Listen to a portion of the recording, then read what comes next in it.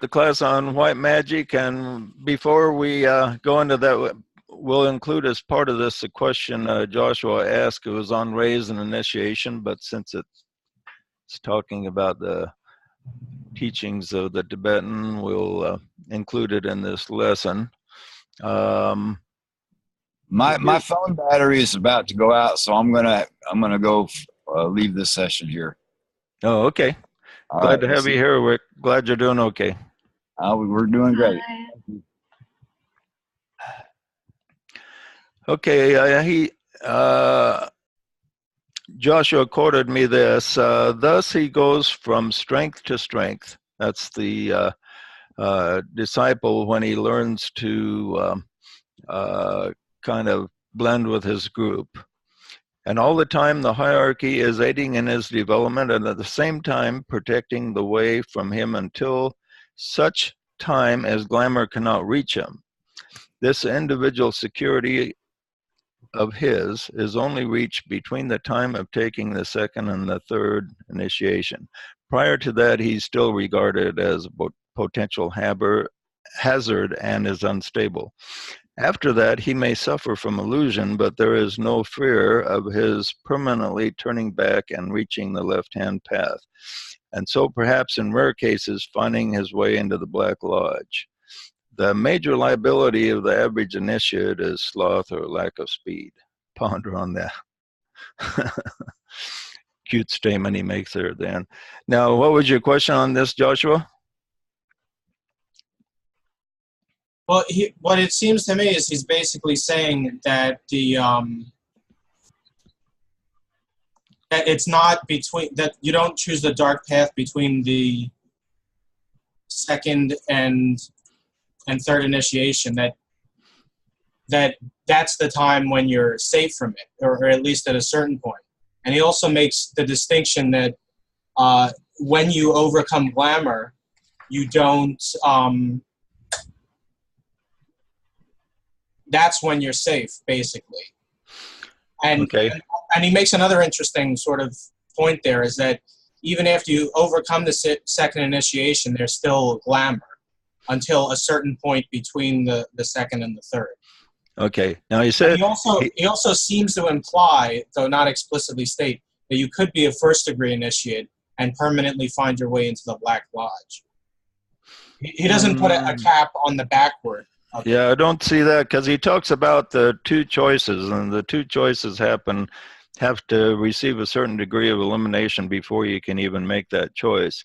Now he says here that prior to taking the second initiation, he says between the time of the second initiation and the third, in between that time, he says before you reach that, he says you're regarded as a potential hazard because you can choose the left-hand path. And he says after that, after this happens, after the point where you're approaching the third initiation, he says then you're relatively safe. He says, but you can still suffer from illusion. Now, you can still suffer from illusion even after you're master, even if, I think he said even Sanat Kumara suffers from illusion on a very high level. And so there's still illusion, but at the third initiation, the person overcomes illusion as most people think of illusion. The average disciple doesn't even understand the illusion that the masters may have to deal with. But the illusion that has to be overcome before the person becomes safe is illusions that can trick the average person through using logic and connection with a bad idea played out on the physical plane. Like Hitler was a second-degree initiate subject to the illusion that the Jews were evil and needed to be destroyed. And he had a good logical, in his mind, explanation as to why this was true. And this created an illusion in his mind that was very dangerous. But if he was truly a second-degree initiate, as DK said, then he had actually overcome glamour and the physical plane problems. He was a vegetarian, which was a sign that he was had overcome physical appetites if he could control his appetite that well. And he was sexually pure as far as I know. I don't think he was promiscuous. And so he showed the signs of a first degree initiate. And he had quite a bit of emotional control, and he knew how to control others emotionally. But what really trapped him was illusion. And but when the disciple approaches the third initiation, then he dispels enough illusion so he's no longer dangerous. And in glamour itself, there's illusion. Illusion produces glamour, but even after glamours are pretty much overcome, there's residual illusion that has to be seen through in order for the disciple to be safe. Otherwise, he can, because of illusion, he can trick his mind into thinking the selfish path has more rewards than the path of service to the whole. And that's an illusion. And that's what causes a person to pick the dark path.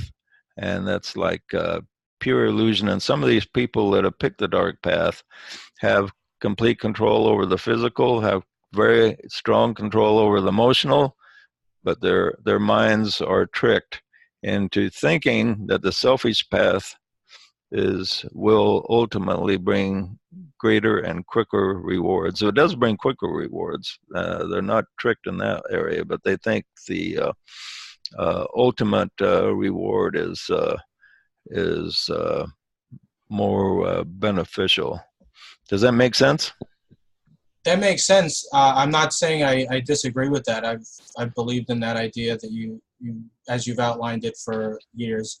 The only thing that seems to be different in what he's saying is that he seems, well, I mean, it looks like he is saying that you can't, after you overcome glamour, you can't, there's no danger of you falling onto the left-hand path. Well, he doesn't really say that, though. He says, prior to overcoming glamour,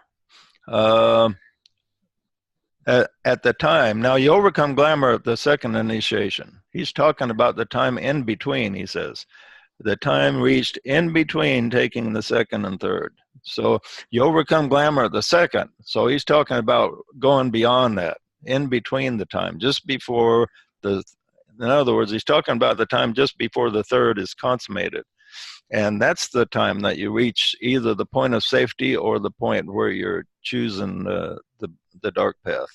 Well, what I'm referring to is the sentence where he says, after that, he may suffer from illusion, but there is then no fear of his permanently turning back and reaching the left-hand path. Right. And after that, he may still suffer from illusion, but one thing he doesn't explain is that, even the masters, DK himself admits he's still subject to some illusion. But there is illusion that has to be seen through in order to make that choice. And he doesn't explain that in here. He explains it other places, but after that he may suffer from illusion, but there's certain layers of illusion that have to be unraveled before he's safe. And that's that's just before taking the third initiation. He talks about the time in between. So you have the second initiation where you've overcome glamours, and he's talking about a step beyond that, in between the second and third initiation. And at this point, just before he takes that, the next step is seeing through some layers of illusion so that he can see the two choices. Because the two choices are covered by layers of illusion. And the disciple can't see them, can't even make the choice of the left or right hand path until that point is reached to where he can see it clearly. Can I ask something? Sure. I have been pondering lately because the disciples of Christ where did they go, and have they reincarnated through the centuries, and have they reached a level, because if they were the first to be the molecular carriers or bearers, what happened to them? Where are they today, or through the century? Somebody that we know of? Well, first of all, a lot of people have identified them. Almost every metaphysical group thinks that they have at least a half a dozen of them, and but and people in this group have identified people that they think is some of them. Didn't somebody at a previous gathering say they were they had a past life thing, that they were Thomas? Possibly. And so, but even if I knew who they were, I wouldn't say it. And furthermore, there's no reason that they have to incarnate as a group. And for the past 2,000 years, some of them have become masters, and some of them have gone on to other things. And so, and some of them are incarnation. So it's the speculation on it just creates problems. But a lot of the people that are going to be movers and shakers in bringing the new age weren't even with Christ at that time. So the fact that you were there or were not there doesn't create a tremendous advantage one way or another. The important thing is where you are right now. And that's where we want to put emphasis. Now, if you want to read about it in a book, Secret Places of the Lion gives tabulations. The book Secret Places gives tabulations of various incarnations of disciples. But I'm not saying it's accurate or not, but it's a fun read. Let me put it that way. It is an interesting book. Yeah. I have one more question. Sorry. No problem. Okay. Have you heard about this book, Babaji? He's called the Ancient of Days, the ageless one. Babaji, seemed like I've heard of a supposed master by that name that's supposed to be thousands of years old. And he's in a physical body, though, so Sanat Kumara is in a etheric body, according to DK. So if this guy's in an actual physical body, then he would just be some type of master that could be working under the hierarchy somewhere. DK doesn't give any explanation of him, but I have heard legends about this person. He's called he's called the Christ in India. He's the India Christ, and yeah, a brother of Christ. There's a number of people that are called immortals that's in legend among the Hindus and Buddhists. And how much truth there is to it, or we'll leave that up to everybody to discover. Okay. Did you have something else, Joshua? I was just going to sort of follow on a specific aspect of what Maria was asking. Do you have any idea what became of James? Not necessarily like, oh, is he somebody today, but like, you know, after that time? Because, you know, I was reading The Immortal again, and it got me interested in James and what his deal was. James, the brother of Jesus? Santiago. I thought he was John's brother. Yeah, well, John. James was the brother of Jesus. And he's the only disciple that we have definite concrete historical proof existed. A lot of historians do not accept as reliable anything that talks about Jesus. They even discount the Gospels as possibly made up. but there are writings of Josephus and different individuals that testify to James, the brother of Jesus. Of course, if James, the brother of Jesus, existed, then Jesus would have had to exist. But do you have any idea? There's a guy we had a lot of conflict with. We had a member wanting to put us together with another group, and it was headed by a guy that claims to be the reincarnation of James. And he was a heck of a guy to get along with. He was really, if you said anything that disagreed with him, he really got upset. And so if you ask him any question, but he was quite the character. I don't know if you were with us back then or not, or participating. I don't remember that, so probably not. Yeah, we went through quite a experience with this character. And I remember the Papaji. Yeah. He is said to be in Himalayas. Oh yeah. Yeah. Well, in the autobiography of the yoga, it mentions Babaji, and also we're told not to speculate about the masters. We're supposed to spend our effort on our own soul's growth. Right. That's an important thing. That's an important point, Ed. But so you don't have any idea of what James went on to after that? But there were two James. There was James the Lesser. Well, I don't have a specific list of his incarnations, but I'm sure he's incarnated a number of times. Now, this guy thinks he was, which founding father was it? One of the founding guys. James Madison, maybe? No. Thomas, first name was Thomas. Thomas, Jefferson? No. Aquinas? What? Paine? Paine, Thomas Paine. Yeah, this guy claims that James was Thomas Paine. And, of course, that means he thinks it was Thomas Paine also. So anyway, that was, but that's a possibility that he's Thomas Paine. I don't really swallow this guy's claim that, where he thinks he was James, but it's possible he got an imprint. Now, what happens with an imprint is when you go down to, you coordinate with your soul as to planning your life. If you're going to experience a life where you don't have the experience in past lives to deal with it, you can receive an imprint from another soul.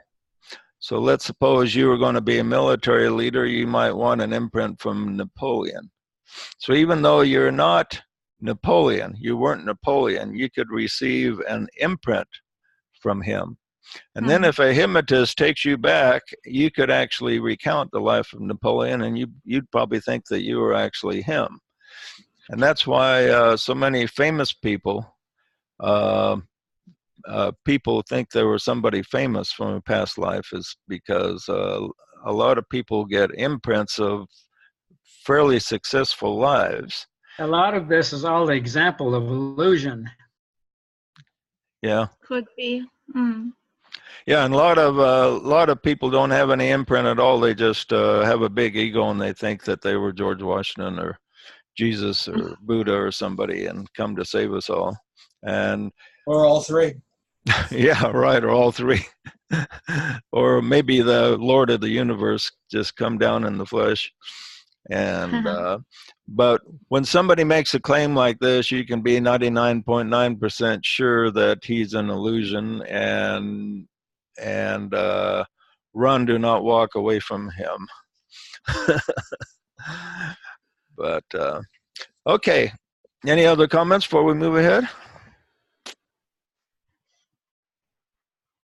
Thanks for touching on that, JJ. Okay, yeah, no problem. Yes, thank you. Yeah, we don't run away from any questions here. We tackle anything that comes up. The next rule number 9, is condensation next ensues, fire and waters meet, the form swells and grows. Let the magician set his form upon the proper path. Okay, condensation next ensues. In other words, you put together the water, land, and air, the physical, the astral. You got the desire nature.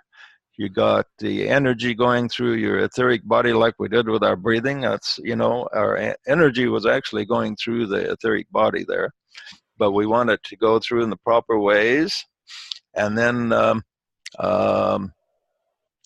the mind visualize the work to be done, and the combination of these three produce fire, and the fire and waters meet, and then the form that the magician created has the proper start.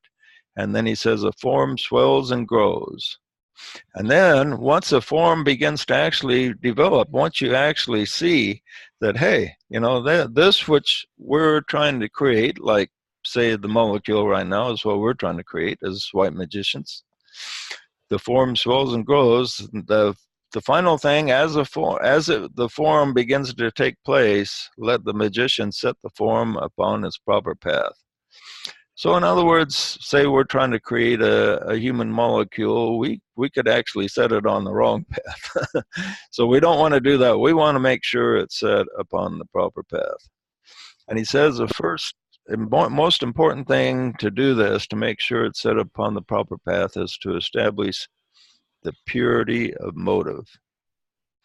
He says, as progress is made upon the path, the forms in which the truth can be given become more and more simple, whilst the meaning grasped becomes more wide and inclusive, and hence involves on analysis more and more complexity. There's a lot said in that sentence. In other words, as you make progress upon the path, everything actually becomes simpler.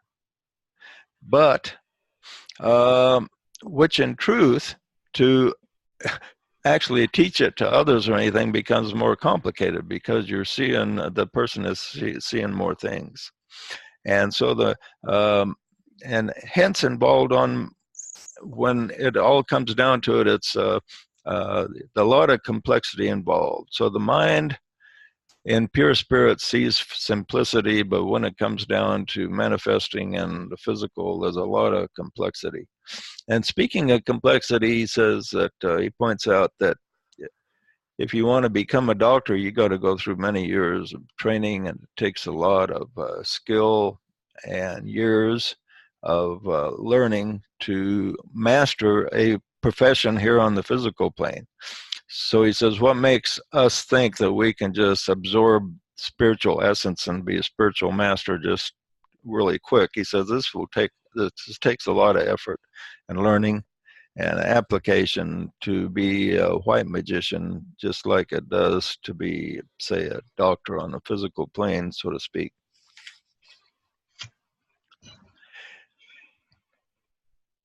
And then he says, finally, what simplifies things is symbols. When the disciple begins to understand them, and the cosmic plan is grasped through the presentation of geometrical forms that the inner eye can see. I've seen on the outer film of the aura, when I've seen it, I've seen all kinds of geometrical symbols begin to form on the outer part of the aura, which I found very interesting. And if we could all have sensitivity enough to see the outer aura, we could look at the symbols manifesting there and understand each other much better than speech, which would be interesting. But I found these. Let's say. I was asking how tightly packed were the symbols that you saw? It's a little bit like a kaleidoscope. You ever see one of those kaleidoscope things?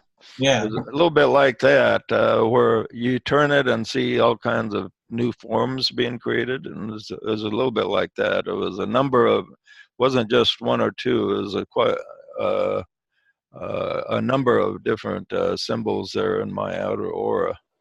And it's very hard to see, though. It took me a lot of practice. I haven't looked for them for some time because it takes a lot of practice to be able to see that. It's much harder to see than the aura itself. It's made of very refined matter. But Etheric matter. yeah, it's well, it can be called etheric. It's probably matter from the higher mental plane, would be my guess. But Wow, that's something.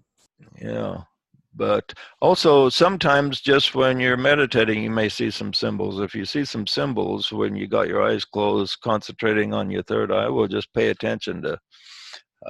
As you pay attention, you'll see more. And that's what you should do when you see something unusual. When you're focusing on your inner self, pay attention to it. If you don't pay attention to it, it'll just kind of come and go. The more you pay attention, the more power you will have to see.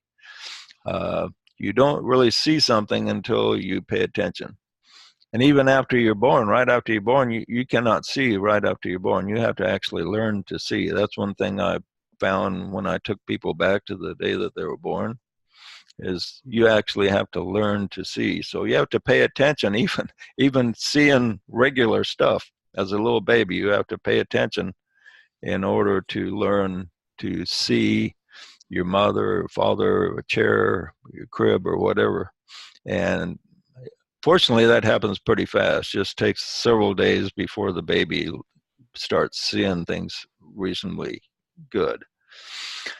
Okay. He says an important thing to keep us on the right-hand path is our motive, keeping our motive pure and concentrating on the group good rather than the individual self. It's basically selfishness over unselfishness, the group versus the individual. Of course, the individual is important also, but we must realize that you as an individual are taken care of when you concentrate on the higher. He says absolute purity is not reached until the fifth initiation. Until then, the aspirant must seek it on the physical and astral planes to achieve the freedom of emotional control and desire. And this, as we've talked about many times, this freedom from the emotional control is very difficult and takes a lot of effort, takes a number of lifetimes to perfect, and it's essential before the person can be trusted. Because let's say that the master comes and gives the assignment to somebody, and then pretty soon an emotional circumstance happens. Maybe his wife leaves him and gets a divorce. Maybe he has a child that dies. Maybe he has a business fall apart. Maybe he's attacked by people because they think he's weird. And he begins to fall apart emotionally. And if he falls apart emotionally, he becomes useless. So the disciple must be emotionally stable so he can weather most any storm, and that is important. And then the next step up after that is to be able to see through the basic illusions that hold most of the people prisoner. And when he can see through those basic illusions plus control his astral body, then he can be relied on. Then the masters can give him a job.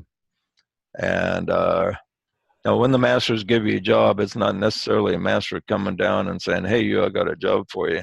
You may feel an impression about something you're supposed to do. And when you feel an impression like that, that could be coming right from the hierarchy itself. You never know. So always pay attention to impressions that come to you. Now he talks about, he says, in the past you heard the term kill out desire. He says a better way to word that would be to refocus or redirect desire. In other words, desire itself isn't bad. Some of the teachings of people that teach Buddhism make it sound like desire is just bad in itself. God created the universe because of desire. Desire is what caused creation to begin with. And desire is not bad, but desire must be directed in a positive way. So the creation that is manifest is on the path of light. He says, in the magical work, there will always exist a tendency toward the left-hand path until soul consciousness is permanently established, and the purity of motive becomes a habit. Now, that's interesting. He says there will always be a tendency toward the left-hand path. What do you think he means by that?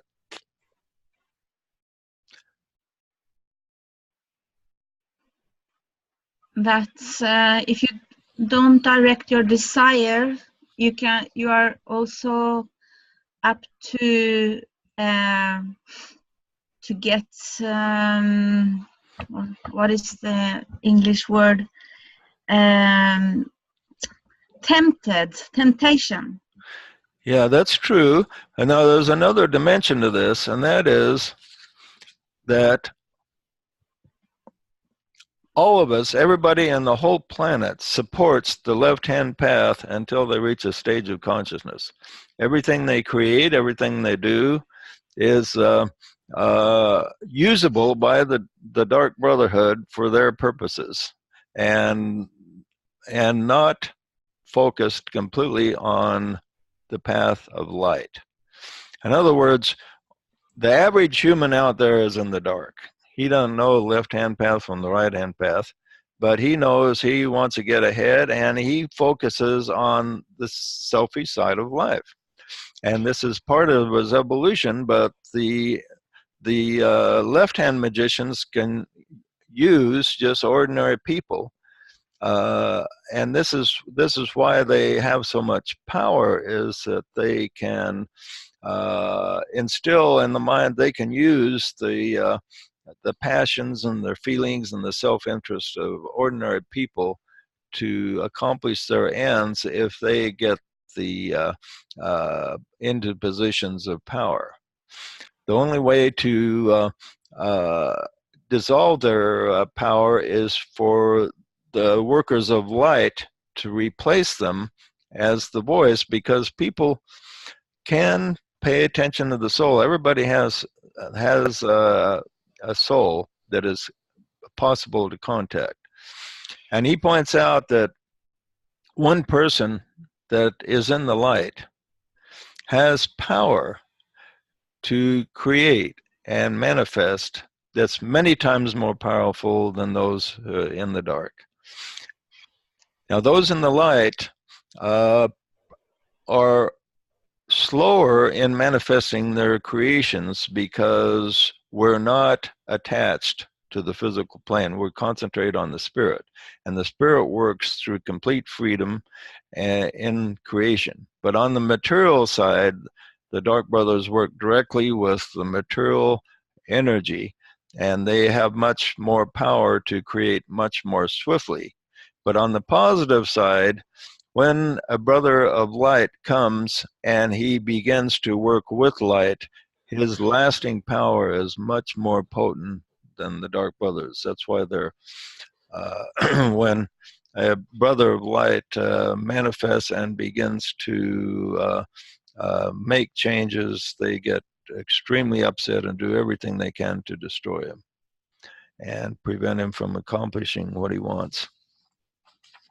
He says establishing and stabilizing of right habits is for the aspirant of discipleship a prime requisite. Peoples whose emotional moods run riot or who lack physical control cannot be counted on in an emergency by those who are seeking helpers. Since Atlantean times, people have been drawn to the selfish left-hand path, and part of the mission of Christ was to offset this. So since Atlantean times, for hundreds of thousands of years in total, people were drawn to the left-hand path, and they didn't really know enough, weren't evolved enough to understand the right-hand path. And Christ came to correct this deficiency, and he says that the coming of Christ and his preaching of sacrifice and love and the greater good did a lot to change the direction of the flow of light and love and spiritual energy. And he makes this point here. But the tendency to selfish interest, he says, is still extremely potent. He says, let there be no discouragement, however, for the spiritual thought resulting in the magical work of one brother of pure intent is far greater potency than many brothers who follow the tendency of the personality. So do you think that's true? You think the brothers of light do have more power in the long run? Definitely. There is one source of power in the universe, and that is what we use for our work. Right. Right. The Dark Brothers just use illusion. It's not entire illusion from the material standpoint, because they use real energy that's incorporated in matter, but they use the power of illusion to make us think that that's where the real value is. And the real value is in the soul and the things that come through the soul to us. Whereas the Dark Brothers try to make their followers think the real value is in physical results only. Okay, any other comments or questions before we finish? Yeah, I had one, JJ. Okay. So would you say, based on that last passage, and you got to understand this is a problem I've been really kind of struggling with lately, but would you say then that a primary part of the path of service to others for somebody that has not yet overcome their own stuff, their lower vehicles, mastered their emotions and their mind, would you not say, or would it be correct to say that a primary path to service, even to others, would be to work on their own mastery, so that they can become of that more service to others, to work on their own path to soul contact? Well, you always want to work on your own path, but you never want to negate service, because service pushes you ahead faster than anything else. Like, for instance, me preparing this class causes me to learn the material a lot better than I would have otherwise. And and this is a principle in any type of service that you lend your hand at. You will learn more than the person you serve. You will benefit more than the person you serve in the long run. So never negate service. And in service, of course, you follow the highest you know. Pick out the highest you can accomplish. And don't try to overtax yourself. Don't try to cure the whole world or help everybody or give all your worldly goods away so you can't survive yourself. You have to use common sense. But surmise your situation, what you can give, and give what you can, what feels right to your own soul. And never do more than you feel you have strength to do. Okay, does that make sense? Yeah, I think so. Yeah. So anyway, yeah, always find some way to serve, and there's a lot of avenues. There's always people in your own family that can use your services, your friends, people on the internet that you meet, people in our own group, and there's always something you can do. Go help the homeless if you can't think of anything else. That's kind of something I was thinking about, was that service can start very locally, with yourself, and then move gradually out with your immediate loved one, your spouse, and move out your Right. family and you fix up those relationships, and then you move out into your community. But my kind of dilemma or point is that you really need to work locally on yourself and get those closer relationships lined up before you can really be of a whole lot of service.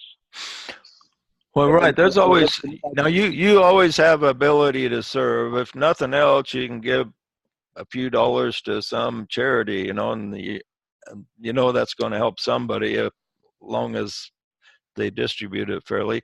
But there's always something you can do, and among your media associates, usually the enough people need help that there's plenty of things there. But there's all kinds of different levels of service. There's types of service that none of us are ready to render yet, that we would all have to prepare for the next level. So I think that's what you're thinking of, Dan, is there's a level of service that maybe you'd like to do, you don't feel prepared for yet. That's fine. Do what you feel do what you feel you are prepared for, and work on yourself to make yourself prepared for your next level of service, whatever that may be. Okay, yeah, that's good, because it looks to me like there's probably a lot of people like me that, you know, they want to do something really big and great, and they end up, and because they can't or don't feel like they have the ability to right now, it tends to discourage them, and then they don't do anything. But if you could just start small and local and work your way up, then that could build some impetus and some power behind it, to where you can then have the energy and power to help in a broader, bigger way. But to start small is a little easier. You know, start with myself and try to fix up, you know, my health issues or whatever, what I can do, and then move out and try to fix my relationship with my wife, and expand that to fix my relationship with my family, and expand out to my community, and so on and so forth. And at every step there, as I try to fix things along the way, I should develop more and more power to help. Yeah, it reminds me of a past life review I read about that really impressed me. This guy led a very selfish life, and he died and went for his past life review, and he was met by a number of elder brothers that guided him through it. And as they were guiding him through it, they pointed out the thing he did that impressed him more than anything else. And he said, "Oh, this is good." He said, "Well, what's that?" And he says, "This is you on a park bench. You sat on a park bench waiting for a bus, and this lady was extremely depressed, and you just spoke the right word to her at the right time. It really helped her out. That was the most valuable thing you did in your whole life." And I thought, you know, the guy was thinking, well, I'm going for my life review. I probably did a lot, you know, he did donate charity and a few things like that probably, but these masters pointed out this one little incident that only lasted a couple minutes. He spoke something positive to this lady that just made her feel a lot better. And that was the most important step that he took in his entire life, you know. Yeah, that's exactly where I was. Wow. That, you know, some of the smallest things we do matter the most. We may not realize it, but if we're just trying to speak honestly and speak the little bit of truth that we can see, sometimes, you know, something that has a lot bigger impact than if you spin your wheels uselessly at something that you can't, you know, you really don't have the ability to achieve yet. Yeah, and I've come across those times in my life where I think, you know, if I don't say something right now, the opportunity is just gone. And at that park bench, he took the opportunity that he normally was kind of cold-hearted and just would have ignored, but he took the opportunity and helped that lady. And that's what we have to pay attention to those times when maybe somebody needs a pat on the back that everybody else is ignoring or not aware of, and you have the opportunity to give a little encouragement. That can be a big item in the whole scheme of things. You never know. something in my own personal recent life review, kind of exploring my life and looking at the themes and stuff. One thing I realized is some of the times that I was the happiest or enjoyed life the most were tiny little things where I just smiled at someone, or maybe opened the door for an old elderly lady like you're talking about, or little teeny tiny things that we don't think are a consequence. But those are the times that where I was the happiest, which is kind of sad in a way. But I'm I have a large load of negative emotion in my personality. And Yeah, so, well, it's not sad at all. It's really it's kind of the way it is. Sometimes the little things really add up. Yeah. Okay, well, good thinking. It's good that you're thinking about this, what you can do there, because if you don't think about what you can do, you won't do anything. So it's good that your thoughts are headed this direction. I think you're kind of reaching a point of tension in your life that you'll have a turning point in the not too far distant future. hopefully I don't turn the wrong direction. I have faith in you, Dan. Okay. We're going to end by saying the great invocation together, and then we'll call it quits till next week. Sound the Om.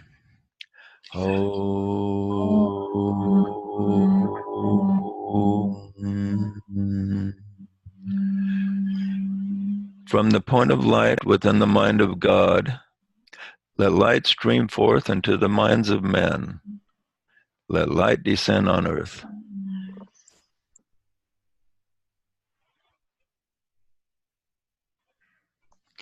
From the point of love within the heart of God, let love stream forth into the hearts of men. May Christ return to earth.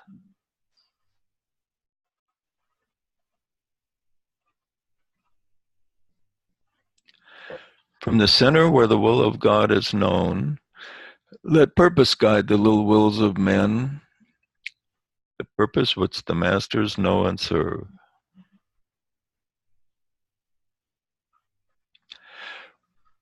From the center which we call the race of men, let the plan of love and light work out, and may it seal the door where evil dwells. Let light and love and power restore the plan on earth.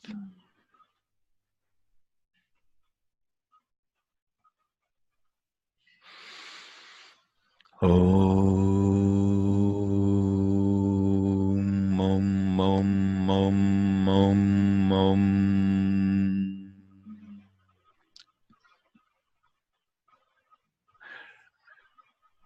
Good group today. Good to have you all with us. Thank you, JJ. Never said hi to Darren. Hi, Darren. Is Angel with you? I'm right here. Hey, yeah, we're here. Okay, well, good for you. Oh, we were going to have you tell us about your experience, so keep that in mind for next week. Okay. Okay. Well, good group today, and we'll see you guys next week. I think we're going to switch into daylight regular standard time next week, so I'll post the new time. Thanks for the energy boost, JJ. You're welcome. Thank you all very much. Is the daylight savings Thank coming up? you. Yeah, they're changing next week. Oh, okay. Yeah. Bye, everyone. Good night. Bye. Good night. Thank you. Good night and good luck. Thank Good you, JJ. Thank you. Aloha. Light and love, everybody. You too, Stacy. Bye, y'all. Bye, Stacy. Bye, Annie.